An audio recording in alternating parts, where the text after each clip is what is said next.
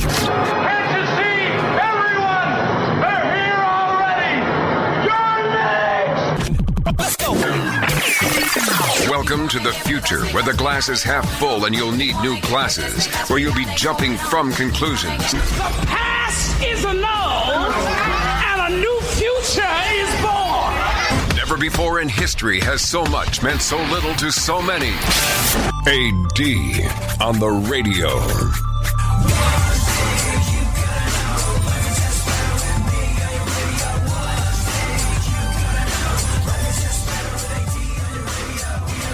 Ah, man. Adam West died Friday of leukemia at the age of 88. If you're like me, you like to think of him as the one true Batman.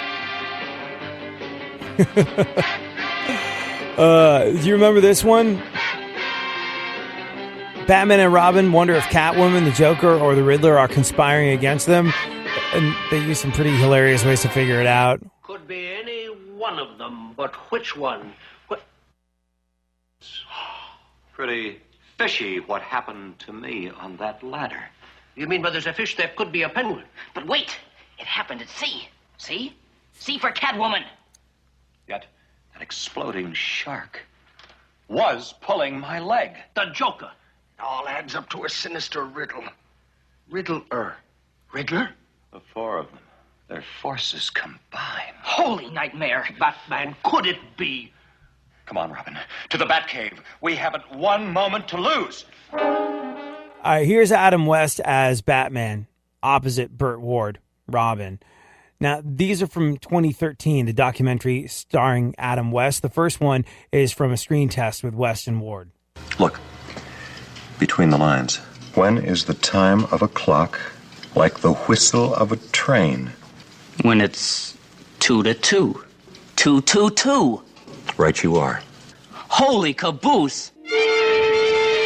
Emergency. Batman speaking. Warning all of you to brace yourselves for big news. The biggest. Of course, Robin. Even crime fighters must eat. And especially you. You're a growing boy and you need your nutrition. Adam West talked about when he knew Batman was going to change his life. On the night of the series premiere, he heard people yelling to each other at the supermarket saying they had to hurry up and go home because Batman was coming on. As I started to leave the market, I heard people screaming at the checkouts. Come on, hurry, Batman's on tonight. You gotta hurry up. We can't miss this. Everyone expected to watch Batman. And it occurred to me that I don't think my life will be the same after tonight. And, of course, I thought he was absolutely brilliant as Mayor Adam West on Family Guy. It's a delight. The character is so weird. There you go. A Cornish game hen for you. A Cornish game hen for you. Everybody gets a hen. Would you like some gravy? Man, this is an absolute classic. Here's Adam West back in 1966 on the Merv Griffin Show, talking about how he thought his agents were joking when they first told him about the Batman series. Agents had called me and said that there was a project at 20th Century Fox, and yes, what is it? And they said, Batman. I hung up, but I came back and I went out to see them. Their concept, their attack, sounded marvelous. It wasn't fail-safe, it was bold, something different and fresh at last, and extremely absurd and comedic. Yeah. And it sounded like my bag. Amazing. Amazing. Some days you just can't get rid of a bomb. And finally... I love being a boner. I think it's valuable to look at the life someone lived as they know they're approaching the end. Adam West had leukemia. Worked until the very last moment that he possibly could. And so many people We've talked about this a lot of the time on the show, but so many people get scared of the idea of death. So many people run from situations where they're going to be around people that are in touch with their own mortality. So many people are scared of death, and rightly so. It's the unknown. The vast majority of us want to live forever. Or at least we know we don't want to die. But there's tremendous value in taking a look at the life of someone like Adam West, especially toward the end, and seeing how he lived, even though he knew his time was running out. There's a lesson for us in all of it, and we'll discuss that next.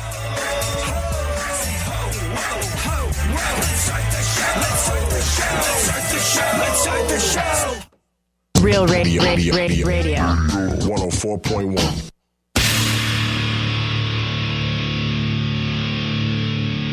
Where the left and right come together for fundamental truths. AD on the radio, on Twitter at ADSXE.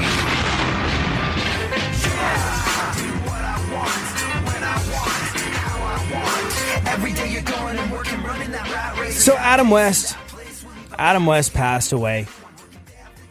But what an incredible innings. Adam West passed away at the age of 88. Worked almost up until the very end. And here's the thing. If you ever get a chance to be around someone whose time on this planet is limited, look, it's scary. It really is. You have a friend, you have a family, you have a relative, you have anybody that is facing a brush with mortality. Spend time with them if you can. They want you to. A lot of the time. And there's a great lesson in it for all of us. Look, like you and I were talking about earlier, you fear death. It's natural. It's the unknown. It's the abyss. Well, no one knows exactly what it is, do they? But if you get around someone that is approaching the end of their time as part of this mortal coil, there's a certain amount of clarity that they've achieved. A certain amount of clarity that you and I are not privy to. A certain amount of clarity and perspective on life that I think you only sort of recognize and have when you're nearing the end of your time. And while you and I won't have that perspective until our number's about to be punched and we know it, getting around people that do is an incredible life lesson. How do you feel? What were the things that were the most important to you? As you near the end of your time, what mattered the most? What are the things that you wish you'd done more of? What are the things that you're glad you did enough of? There are lessons for life in death. And whether it's someone you know, someone you love, or someone who gave you joy, like Adam West gave me and millions of others joy, by making us smile and laugh. And as kids watching reruns of the original Batman series, be thrilled that we're watching a comic book come to life on TV.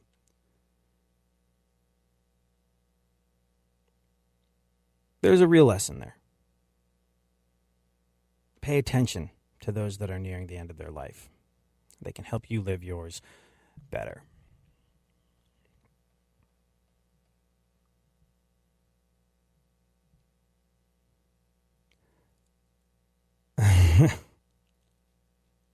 Sorry, I can't. I can't play you that particular Adam West clip on the air and remain employed. It's beautiful and it's hilarious, and it will definitely get me fired. The hesitation you heard was me going like, what? Yeah, I would lose my job over that one. So we'll just finish off with this. Adam West, what did you think of our tribute to you? Poppycock. Oh, well. Funkhouser, what's going on in the news? This is My Witness News. In no way, shape, or form fair and certainly not balanced. And now, super producer to the stars, Barry. Funkhouser. Barry Funkhouser. Barry Funkhouser. What? Barry Funkhouser. Me.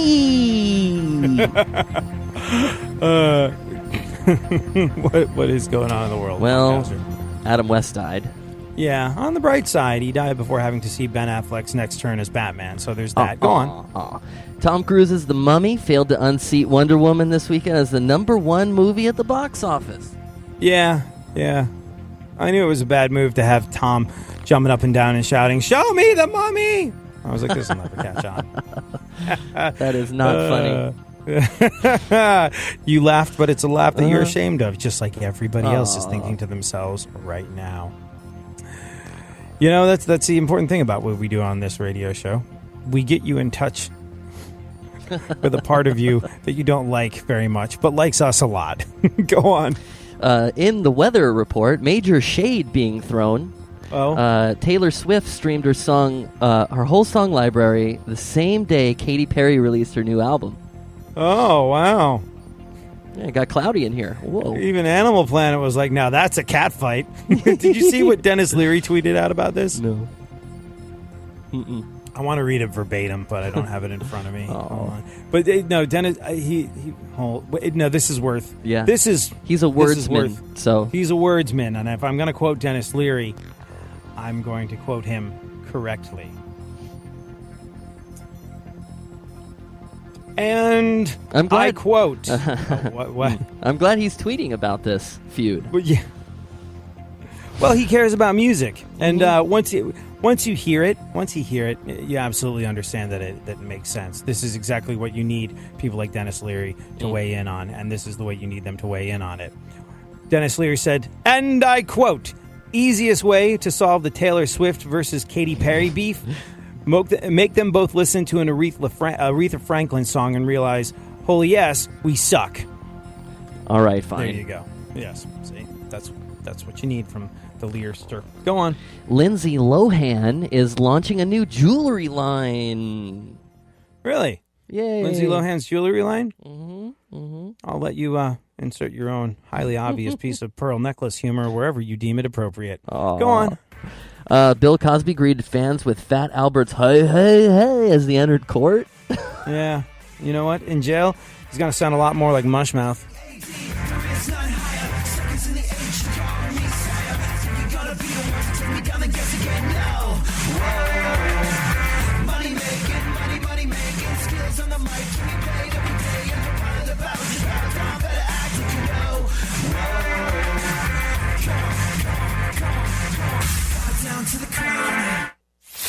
For more stimulation and less irritation, 9 out of 10 doctors choose KPRC AM 950, Houston's more stimulating talk radio. Don't get the blues, get all the news. We mean all of you guys out there in Radio Land. All aboard! He's back. AD on the radio. Give it up, yeah. Give it up, yeah. Bring this on, come on, come on. All right, Funkhouser. You know, I think we should probably talk about the interesting precedent that Reza Aslan over at CNN, well, formerly over at CNN, has set by cursing out the president on Twitter. We'll get into that. Did you catch this? You hear about this? You see the fallout from this? No. There's a very important lesson for both sides of the political equation to learn on this one. And we'll get into that after we finish up what remains in the news. What does remain in the news, Funkhouser? Oh, so much. Police in Jackson, Mississippi are investigating after a decapitated head and a headless body were found in the same neighborhood. Huh. Yeah, I believe cops were asked if they were connected. They're like, well, if they were, we'd have no reason to investigate. Go, walking around. Really, that was a question? There's a headless body and a bodiless head in the same neighborhood. Could that possibly have anything to do with one another? Coincidence? It's like, do you remember a few months ago that red panda bear escaped from a zoo in Virginia? like small Virginia town, red panda bear was on the loose. And so it was like, yeah, if you're in Virginia and you see a red panda, that's probably it. Sometimes people shouldn't need the help connecting the dots. Go on. A list of the most important inventions of all time includes the wheel, refrigerators, and the internet. Oh, yeah. No fidget spinners, huh? Not yet. Did you know the woman who invented the fidget spinner? I did not know her, no. No. Oh. She invented it years and years ago as a toy for her daughter. Isn't making a penny off of it. Oh. Not a penny. And I think it was Mark Cuban or Mr. Wonderful from Shark Tank talked about it. But her daughter was like, yeah, she invented the fidget spinner for me to have fun with when I was a kid. And she was a single mom, and she took it to like every toy company going. And no one bit. Everyone was like, no, it's stupid. No one's going to be amused by this thing. And she was like a single mom. I think she was a teacher, didn't have a whole lot of money to spare. And it cost money to maintain a patent on something. So she's just like, this idea failed. Never mind. Let the patent go. And because of that, hasn't made a red cent off of any of the fidget spinners that have sold. And she's totally equanimous about it. She's like, well, I'm just glad that, my idea is bringing joy to children. Doesn't care that she could have been a fidget spinner billionaire. A novelty item, mansion-dwelling, private island-owning gazillionaire arriving at her meetings in a gold-encrusted, diamond-plated helicopter with a fidget spinner as rotors. That's what you would have if you invented the fidget spinner as a golden helicopter, diamond encrusted helicopter. No, I'm not a showy individual. You just a regular helicopter then? No, if I had a helicopter, you would know about it. My helicopter would. Do be you have a helicopter? The quietest. Yeah. Well, not telling. No. I would have the quietest ever helicopter, so nobody knew I had a helicopter, because I would be getting from point A to point B in silence and seclusion, wanting to never deal with the world. Like, we do this show, but I would be so freaking Art Bell up in this piece. No one would know where I was. No one would be able to knock on my door. I would just, oh my gosh. Yeah, if I had money, quite the opposite of being showy, I would just disappear I would withdraw even further from the fabric of society. And it would be great. Go on. President Trump called James Comey cowardly. Oh wait, hold on, wait. What were the most popular inventions? The most important inventions of all time includes the wheel, refrigerators, and the internet. Right. Yeah. Those all make perfect sense to me. But I gotta say, since the run-up to our last election, I've become a very big fan of the mute button. It really has served me very well. The guy that came up with that, or girl that came up with that, they deserve some credit. Also, air conditioning. I love air conditioning. I'm surprised air conditioning didn't make the list. I guess you have refrigerators, you can get in one, and it works the same, doesn't it? Well, except for the part where you die. Oh. So, no. Go on. President Trump called James Comey cowardly. Oh, yeah. He did that on Twitter, where all brave people go to hurl insults. Yeah. Just I don't know. It's weird because I'm unable to see this in black and white terms. I really am, because on the one hand, stop tweeting. This is embarrassing. This is an unpresidential way to go through life. You're making the world laugh at us and us feel ashamed of ourselves by the way you go after people like a juvenile delinquent on Twitter. It's just, it's not okay.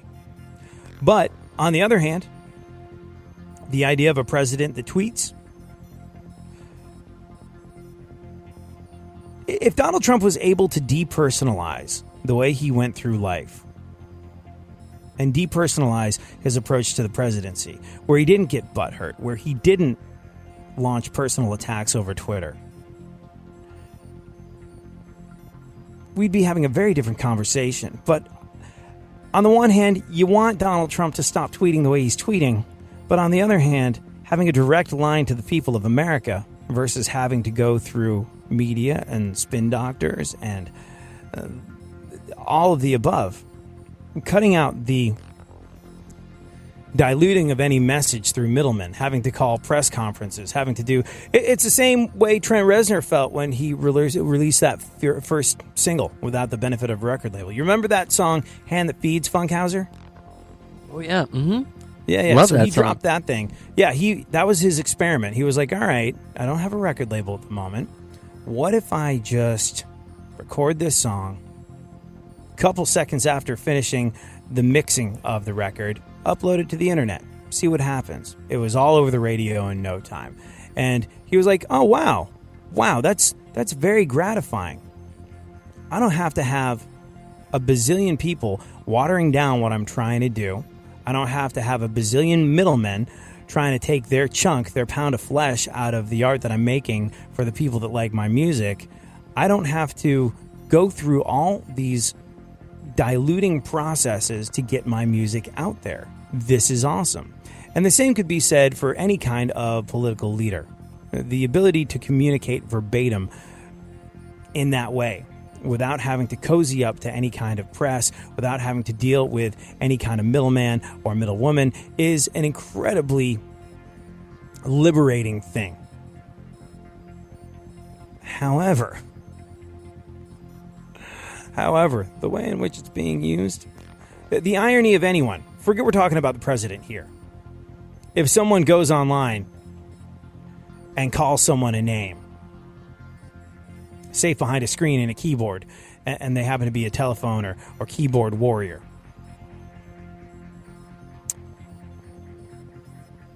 and they call someone cowardly, isn't that sort of the very definition of cowardly? Hiding behind the safety of a keyboard? Hiding behind the safety of an internet connection? Come on. And it goes back to, you can take it old school. People talking smack about you, but when you see them in the street, they got nothing to say. It's a bitch move. Go on. Taking you back to your album days there. Yeah. True. A group of California school children received yearbooks this year with the N-word on the cover. Uh-huh. So to be fair, the students do attend Steve Bannon Elementary. Go on. A Massachusetts marijuana dispensary is now selling pizzas infused with THC. Yes, pot-laced pizzas. Uh-huh. Yeah. Yummy. Deal with the munchies as they happen. And in tomorrow's business news, a Massachusetts marijuana dispensary just supplanted Google as the single most valuable company on planet Earth. Genius idea that every pothead right now is going, why didn't I have that idea? Well, you did, but then you just saw something shiny and forgot and ate a bag of Funyuns. Go on. Papa John is kicking himself. Yeah. Get me Snoop Dogg now. Despite a previous report, Ocean City, Maryland will not allow beachgoers to go topless. Oh. Hold on. Sorry. What happened? I was canceling my vacation to Ocean City, Maryland. Go on. Zima is returning to stores this summer. Remember Zima? Uh-huh. Yeah. Oh, man. If you're like me, and a lot of people I've spoken to, you had some very formative and very bad experiences with that stuff when you were a kid. Zima? Yeah. Zima returning to stores this summer. So carry on with your day. Straight adult males, go on. A 47-year-old man with terminal cancer climbed Mount Everest. Yeah, well, I held the door at Starbucks this morning for a woman who wasn't even hot. So who's the real hero? Answer, that guy. That's amazing. It's like I said. It honestly really is like I said. When we're talking about the death of Adam West, spend as much time as you can observing, maybe up close and personal because it's someone you know, or from a distance because it's a story like this one. The end of someone's life. There's a great, I wonder if he's still around. Funkhouser, can you Google Clive James? Mm-hmm. Who's that? Is he still alive?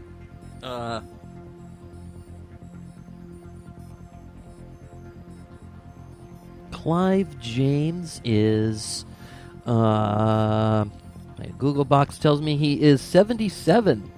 Oh, so he's still around. Clive James was someone that if you grew up in England, you saw a lot. He was sort of like a precursor of Daniel Tosh or Really?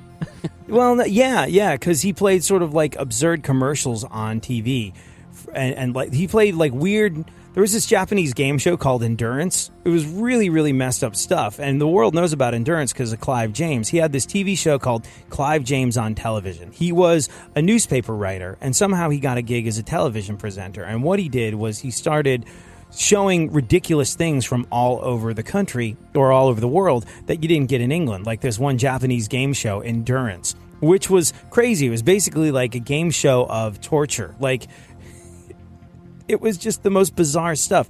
You've never seen Endurance? Probably on YouTube in clip form, maybe. Look up Endurance on YouTube. There was one episode that he showed on TV where Japanese contestants were put on crosses in the middle of the desert in Egypt, and they had Egyptian guys burning their nipples with magnifying glasses. Man. Like, and whoever gave out first lost. Like, it was crazy, crazy stuff. They had one thing where a bunch of Japanese guys wore rubber suits or like plastic suits and ran around, and they collected all the sweat from like 20 different Japanese guys running. And then what they had to do was they had to boil the sweat down and reduce it to salt, then put salt on something and eat it. Just weird stuff. Amazing stuff. And I think maybe you can catch some of Clive James's stuff on YouTube, but it was hilarious. He also, and this was what attracted me to it when I was a child, he also liked to show commercials from other countries where boobs were allowed in commercials. Like, oh, it's a shampoo commercial and she's naked. I would like to watch that. Like, that was my jam when I was a kid. It was another videotape that caused the pause button on my parents' VCR. Yeah, it starts blinking, tracking. Yeah. You're like, wonder why it's doing in that spot. No idea. Sorry, Mom and Dad. Awkward. But he was hilarious. But he was also a serious journalist, and still is a serious journalist. But he's from Australia. He moved to England. He had a glittering and great career there. But he's got some sort of terminal situation where he can't travel back to his native Australia. He was like, I really wish I could see my native land in the Sydney Harbor once again. I'll never be able to do that. But like I said, there's a tremendous lesson to be learned from people that reach the end of their life or know that they're reaching the end of their life. Like this guy that climbed Mount Everest. You're waiting to get washed away.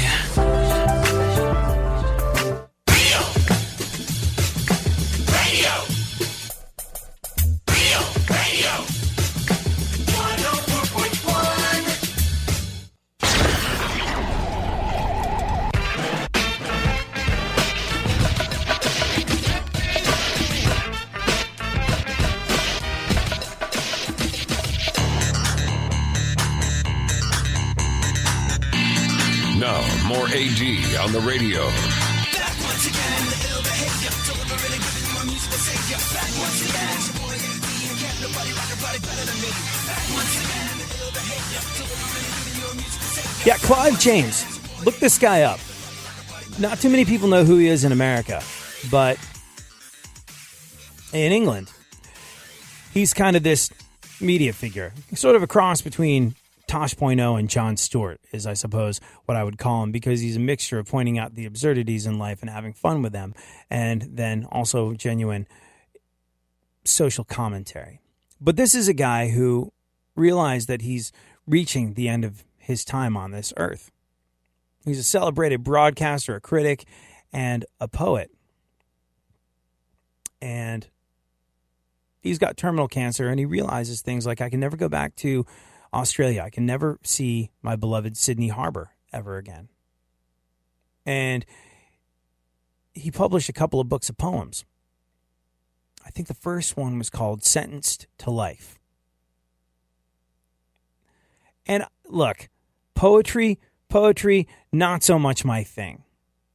But you read the words of a man who knows that his time is running out. You're going to learn a thing or two. He wrote a poem called This Being Done.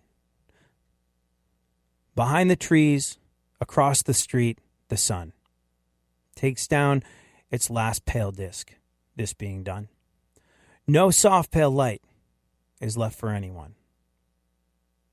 There is a further come down in the night. Outside, unheard, asphalt is turning white. White swarms of butterflies in the street light. The morning comes, and through the spread of snow, in candy-colored coats, the children go. Listen a while, and you can hear them grow.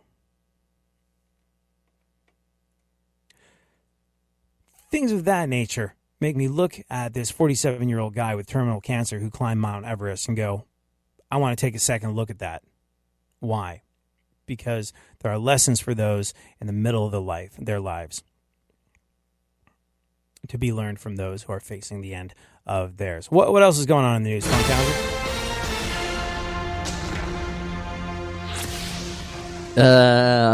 Well, Chipotle restaurant in Pennsylvania was raided for selling drugs. Whoops. I don't know what they were selling, but gonna go out on a limb and guess it was healthier than most of the things on the menu. Go on. The White House says that the actions of a former federal contractor reality winner could have jeopardized national security. Yeah, yep. So I think it's safe to say that this is the only reality winner that President Trump wouldn't consider for a job in his administration. Go on. A boy in California who bought a toy from a vending machine discovered that it was filled with cocaine. Yeah. You hear stories about kids buying cocaine from vending machines, and you think that's a terrible. Well, we just did, and you think this is a horrible, awful, terrible thing. And it sounds bad that this kid bought a toy from a vending machine and discovered it was filled with Bolivian marching powder. Yes, although to be fair, he did end up with a completely accurate Charlie Sheen action figure. Go on. I need another quarter. Zima, as we said, will be back for a limited time starting July 4th weekend. Oh, they're bringing it back for the 4th of July? Nothing more American than Zima. Yippee. Yay. Great news for fans of malt liquor beverages that taste like toilet water. Good for them. Go on. A study found that only 13% of the U.S. workforce is passionate about their work. Oh. 13%. 13%. Are you passionate about your work, Funkhouser? I'm about to eat this sandwich. That's work. Uh-huh. That's work. Very passionate. How about you? Very passionate about parts of my work. You know, like, I don't know. You got to take the rough with the smooth. You know what I mean? Like, every job is going to have parts of it that you find to be hideously awful. And hopefully, the parts of your job that you find to be rewarding and satisfying and challenging and the things that you want out of a career outweigh the odious awfulness.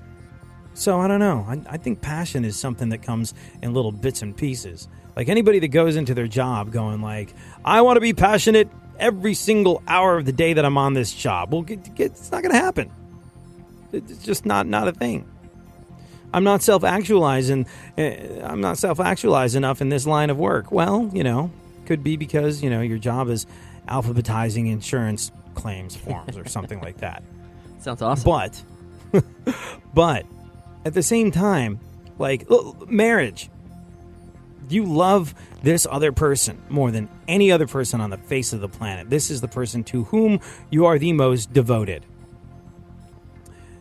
You're not going to be in blissful euphoria every second that you're around them for the rest of the time you're together on Earth. So, I don't know, like only 13% of the U.S. workforce being passionate about their work tells me two things. One,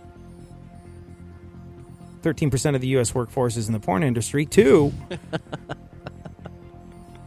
Two, we might want to readjust our expectations of how we go through life, not just for your job, but for relationships.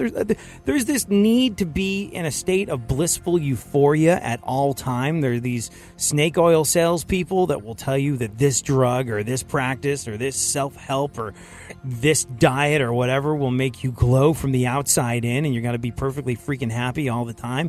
It's garbage. The highs in life would mean nothing without the lows. But if only 13% of the American workforce are in any way passionate about their job, it's time to try and find something new. Go on. Kanye West turns 40 today. Which begs the question. What do you get for the man who thinks he's everything? You get him a country. Here you go, Kanye. Yeah. You have this getting island. a little long in the tooth for a rapper. Although rappers are getting older. Like Jay-Z's older. Kanye West is like, it used to be if you were out of your 20s, like what were you really going to say as a rapper? Like rappers had this thing, here today, gone later today.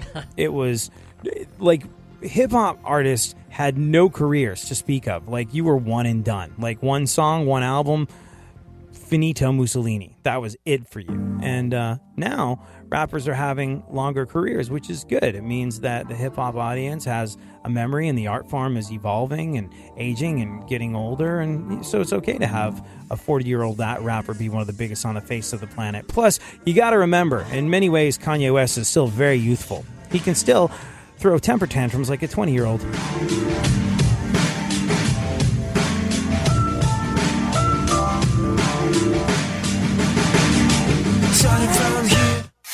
Leave the stimulation to the professionals. Everyone is so smart. KPRC, more stimulating talk radio. There's something happening here, and you should know what it is. The dumbing up of America. Now, more AD on the radio.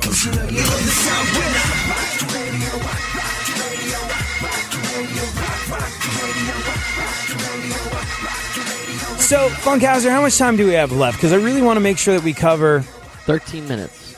All right. Yeah, we have all the time in the world. I want to make sure we get to what happened over at CNN with Reza Aslan. Do you know this story, Funkhouser? No, Oh my gosh. Well, it's an interesting one. He was at CNN. Now he's not. Why? Some people say it's a double standard. Some people it makes perfect sense. I have an entirely different take on the situation. If you know the situation, you know exactly what I'm talking about. There's a certain amount of irony involved with it, not unlike police on horses responding to a stolen car call. I live in Queens, and my car was stolen recently in Queens where I live. I go to my car, it's not there. I call 911. It took the police 2 hours to get to me. 2 hours. They got there. I'm like, officer, I'm not trying to be a jerk, but in the time it took you to get here, I could have watched 4 episodes of the show Cops. The cops showed up on horses, everybody, to a Grand Theft Auto. Nothing says we do not care about your emergency like cops on horses. So I wrote a Yelp review. Do you guys know that you can Yelp review your local police precinct? You can write a Yelp review like they're at Chili's. So I'm like, cops showed up on horses to my Grand Theft Auto. You guys really need to update your equipment. And I told the cop that. He's like, we put out an APB. I'm like, with what, pigeons? Because obviously you're using a Noah's Ark type system to get my car back. It's weird how they do still have horse cops in New York City. Do they have those in Los Angeles, Funkhouser? Oh, yeah. Oh, yeah. There's a reason for it. Like, very they're agile. equestrian They're able... parts of the city of Los Angeles. You need a horse in places. Yeah, they're able to go places and do things that other vehicles are not. Motorcycles, cars, things of that nature, guys on foot, guys on bicycles, girls on bicycles, etc., etc., etc. They can cover ground that you just can't cover in other situations. But it was always interesting to see horse cops in New York City and be like, I guess so. But it's like, I always wonder what happens, like if you're in pursuit, if you're a cop in pursuit and you catch the person you're pursuing. Get on the horse, you. Right. Like, I mean, I guess you hold them until a cop car comes, but then, like, as you are arresting them and cuffing them, do you have to first stop and tie up the horse, like hitch the horse to something? Like, I guess the horses are just that well trained that they wouldn't run off, but it's just like, it's a horse in New York City, and they must train them unbelievably well for them not to get spooked by the bazillions of things that are going on in New York City. That would be a great interview, Funkhouser. You want to interview a cop horse? If we can, well, the horse might have limited things to say. Well, you never know, really. Unless it was Wilbur. Depending on the training. But yeah, we'd have to have many sugar lumps ready for that interview. But I'd love to. Yeah, I would love to interview a cop that was on a horse. That's an interesting one for sure. Or if you are a cop that's on a horse, tweet us at ADSXE at FunkFM. And if you run from the horse, do you have carrots? Can you distract him and throw a carrot and run? I don't know. I got away because of the carrot. Well, I mean, I guess all police animals are probably, significantly better trained than to be distracted by treats. Like, if a cop German Shepherd is coming after you, you can't just, reach in your pocket for a sausage. Sausages, yeah. Like, that's not gonna cut it. And by the same token, a horse won't be distracted by a carrot. But you never know. All right, let's do a little bit more news, Funk. Kevin Hart says he once smoked tons of weed with Snoop Dogg. Yeah, the guy's so short when he smokes weed, he gets low. Go on. Bob Stoops has retired as the head coach of the Oklahoma Sooners after 18 seasons. Yeah, whether you're into college sports or not, this is kind of a significant thing. Bob Stoops, one of the most tenured coaches in the history of college football, perhaps the most tenured coach. He had a really amazing run, 18 seasons as the head coach of the Oklahoma Sooners. Why did he quit? I would imagine he just had enough of his players making more money than him. Ah, ha, ha! College sports controversy. Go on. Harvard is offering a course on Game of Thrones. Really? Harvard. Game of Thrones 101. One of the most venerable and respected learning institutions on the face of the planet, let alone America, is right. Game of Thrones. Let me see here. I'm looking it up. Oh, yeah. Oh, it's called We're Barely Even Trying Anymore. We Just Want Your Money 101. Go on. Well, it was maybe a couple weeks ago, but Kathy Griffin cried during her press conference. Yeah. Yep, she was upset because after everything that happened, most people in the room still didn't know who she was. Like, the whole thing is, I mean, and we did a whole show on it, so we don't need to belabor the point, but what I'm really shocked by is Kathy Griffin, and like, it just has to be an insatiable need for attention that got her in this trouble, because Kathy Griffin's been around for a very, very long time. Like, I think we all first ran across her in the late 80s in an episode of Seinfeld, or the very early 90s. She's been in it for a while. Now, this is what I love, respect, and admire about stand-up comics so much. If you are just a stand-up comic, if that's all you do, if your career is centered around you, your microphone, and the people showing up to watch your shows, then you have nobody else to answer to. You don't have corporate sponsors. You don't have a network. You don't have other people that have anything to do with your career except for you and your audience. That's it. Your living is based solely on that. But if you're Kathy Griffin, a stand-up comic who all of a sudden finds herself on TV because she wants to be on TV, has a reality show, is a bit of an actor, and then starts doing this thing with Anderson Cooper on CNN, a bit of a crusty organization that doesn't have a whole lot of room for folks like her. I think they got her in because they're like, we need to loosen up as an organization. Let's have something fun. One night of the year, let's have something fun. On New Year's Eve, when no one's watching and everybody's drunk, we'll allow Kathy Griffin on because, that'll loosen things up around here just a scotch. So Kathy Griffin knows the game. She knows that, what you do to court controversy has to be considered before you do it. Now, a lot of people just open their mouth and go. And maybe on stage during her stand-up, that's a thing. But on a public forum like Twitter, for all the world to see, for her to have done something like that, and this is my problem with it, more than anything else, it wasn't funny, or at least not to me. It didn't make me laugh. I know a lot of people were big fans of it. They're like, this is artistic expression of that. No, this is a bid for attention. It really was, because Kathy Griffin, I've actually seen her live, gut-bustingly funny, hilarious.